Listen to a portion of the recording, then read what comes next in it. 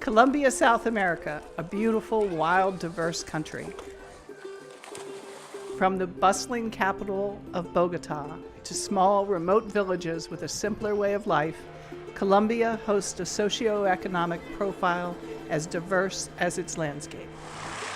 Outside Bogota, there is a group of general aviation pilots who support an active airfield and form a solid pilot community.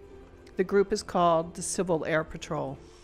The organization was formed in the 1980s by pilots who wanted to do more than just fly the average $100 hamburger run. The Civil Air Patrol is an organization dedicated to transform lives in Colombia. To transform lives, the group organizes and provides staff for medical missions into areas where care is limited.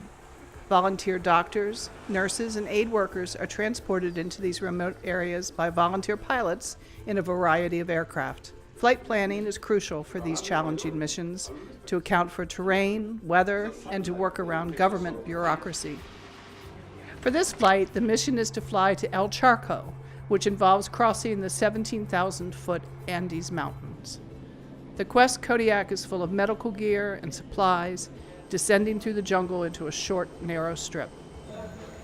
El Charco gives a glimpse of what life is like in poor, rural Colombia. The river is the center of life in the village, providing transportation and food. El Charco struggles with lack of clean running water and medical care. The clinic, which opens here once a year, provides much-needed operations, including dental procedures, eye care, and surgical operations. On this day at the clinic, the routine procedures are interrupted by an emergency. A young girl is brought in, near death from respiratory complications. She must be transported as soon as possible to the closest modern hospital. She's taken through El Charco, put on a boat, and then carried back to the landing strip for loading into a Piper Seneca II. Veteran pilot Hans Timke makes the life-saving 2-hour flight to the hospital.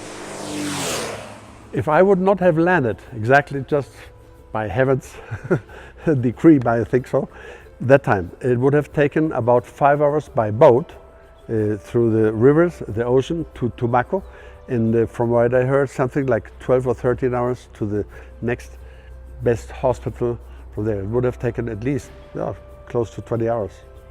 General aviation truly made the difference between life and death here, and that is why these pilots and doctors use their weekends to make a difference. I do it because I love it. It has helped me to become maybe a better person, maybe. You can change a life, and that's very, very good for you, for your soul. Carlos, ¿y el suyo? Miguel Mejía.